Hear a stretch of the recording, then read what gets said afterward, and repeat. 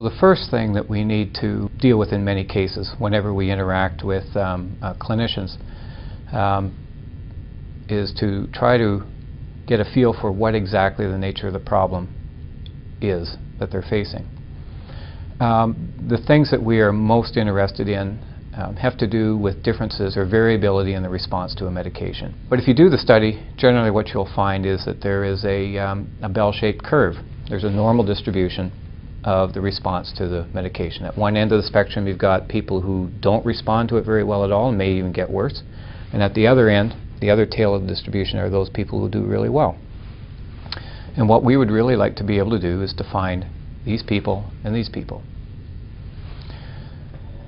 So depending on the drug and depending on the population of children, we've got a fair bit of work cut out for us, because a lot of the information that may be available on that particular medication was not derived from children but derived from adults. So we have sort of come up with a structured way to gather information, and the types of questions that we're interested in when faced with a particular medication in a particular group of patients is to first of all find out, well, what pathways are involved in the metabolism or the breakdown of that drug and its elimination from the body.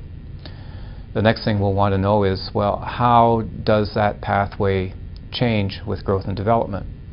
Many of these pathways that are responsible for the elimination of medications are not really expressed to any appreciable extent in the third trimester of pregnancy, but after birth they sort of turn on.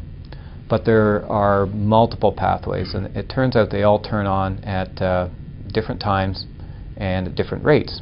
So when we go through that process, generally what we find is that not very much is known about one or several of those dimensions.